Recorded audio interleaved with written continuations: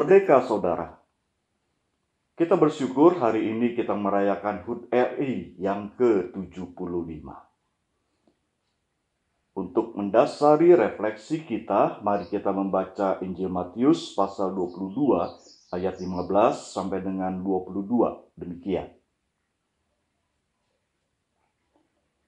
Kemudian pergilah orang-orang Farisi, mereka berunding bagaimana mereka dapat menjerat Yesus dengan suatu pertanyaan.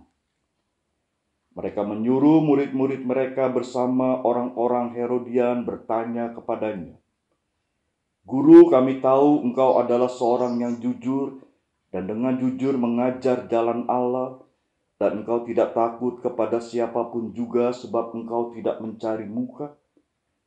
Katakanlah kepada kami pendapatmu, apakah diperbolehkan membayar pajak kepada kaisar atau tidak?" Tapi Yesus mengetahui kejahatan hati mereka itu lalu berkata, "Mengapa kamu mencobai aku, hai orang-orang munafik? Tunjukkanlah kepadaku mata uang untuk pajak itu." Mereka membawa suatu dinar kepadanya. Maka ia bertanya kepada mereka, "Gambar dan tulisan siapakah ini?" Jawab mereka, "Gambar dan tulisan kaisar." Lalu kata Yesus kepada mereka, "Berikanlah kepada kaisar apa yang wajib kamu berikan kepada kaisar, dan kepada Allah apa yang wajib kamu berikan kepada Allah." Mendengar itu, heranlah mereka dan meninggalkan Yesus lalu pergi. Injil Matius mengisahkan orang-orang Farisi bermaksud jahat terhadap Yesus. Mereka menyuruh murid-muridnya untuk bertanya kepada Yesus, apakah diperbolehkan membayar pajak atau tidak kepada kaisar? Pertanyaan ini memang bermaksud untuk menjebak dan menjatuhkan Yesus. Yesus berada dalam satu situasi di mana dia harus memilih jawaban. Apa yang dijawab Yesus? Jika Yesus mengatakan ya, orang-orang Farisi akan menganggap Yesus turut mengokohkan kekuasaan Romawi yang menjajah umat pilihan Allah. Yesus akan dinilai tidak berpihak kepada bangsanya sendiri, dan Yesus akan kehilangan muka karena sebagai Mesias mestinya ia tidak terikat oleh kuk bangsa asing. Sebaliknya saudara, jika Yesus menjawab tidak, maka Yesus dianggap bersalah karena menentang pemerintahan sipil Romawi yang berkuasa saat itu. Yesus dianggap akan melakukan suatu tindakan subversif, dan ini menjadi kesempatan bagi orang-orang Farisi untuk mengadukan Yesus kepada pemerintahan Romawi. Di luar perkiraan, Yesus menjawab bukan ya atau tidak. Jawab Yesus adalah, "Berikan pada kaisar apa yang wajib kamu berikan kepada kaisar, dan berikan kepada Allah apa yang wajib kamu berikan kepada Allah." Dengan jawaban ini, saudara, Yesus tidak mempertentangkan pemerintahan sipil dengan pemerintahan Allah. Yesus mengajarkan agar masyarakat tanpa terkecuali memberikan kepada pemerintah sipil apa yang menjadi hak mereka, yaitu pajak dan ketaatan kepada hukum yang adil. Dan juga kepada Allah apa yang menjadi hak Allah. Ini jawaban Yesus. Ketaatan kepada pemerintah sipil tidak dipertentangkan dengan ketaatan kepada Tuhan. Namun demikian saudara, penghormatan kepada pemerintahan sipil tidaklah setara dengan penghormatan kepada Tuhan yang memiliki kuasa absolut atas kekuasaan dunia dan hidup manusia. Saudara, hari ini bangsa dan juga gereja merayakan HUT RI ke-75.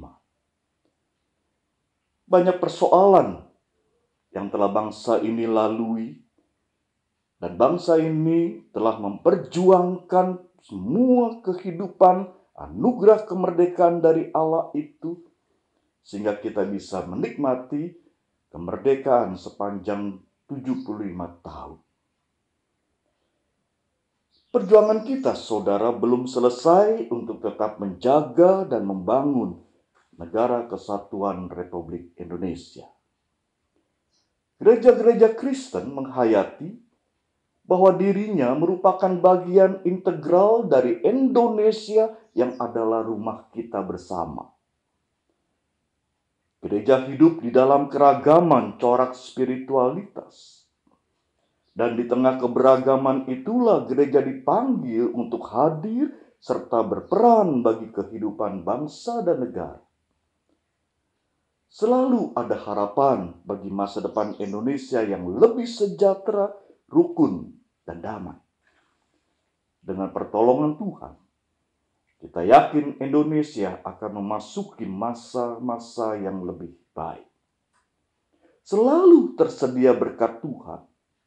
Dan selalu Tuhan mengundang semua untuk berpartisipasi memperjuangkan cita-cita Indonesia yang maju. Kita berperan bagi masa depan bangsa dan negara ini. Gereja berperan untuk bersama-sama dengan pihak lain membangun masa depan Indonesia maju. Salam merdeka. Tuhan berkati. Mari kita berdoa. Bapa, kami bersyukur 75 tahun kami boleh diperkenankan untuk mengisi kehidupan bangsa dan negara yang merdeka. Sepanjang 75 tahun juga kami merasakan bagaimana Tuhan turut terlibat dan ambil bagian memperjuangkan kehidupan yang baik bagi bangsa dan negara kami. Kami bersyukur sebagai gereja karena Tuhan juga telah menempatkan kami menjadi bagian integral yang tidak terpisah dari kehidupan bangsa dan negara Indonesia. Kami percaya setiap gerakan gereja untuk terus memperbaharui kehidupan, Tuhan berkati. Dan kami menyerahkan juga persoalan kami bersama di masa pandemi COVID-19 ini. Kiranya ya Bapa, Engkau turut serta dalam upaya-upaya kami semua untuk dapat mengatasi pandemi COVID-19 dengan baik. Tuhan berkati masa depan bangsa dan negara kami. Tuhan berkati para pemimpin kami. Tuhan berkati juga gereja-gerejamu di Indonesia ini. Sehingga kehadiran gereja menjadi berkat bagi masyarakat di sekitarnya. Terima kasih Tuhan, Engkau mengingatkan kami akan tugas panggilan kami sebagai pribadi, warga negara, maupun sebagai gereja. Berkati dan dengarkanlah seru doa kami. Dalam nama Yesus kami berdoa. Amin.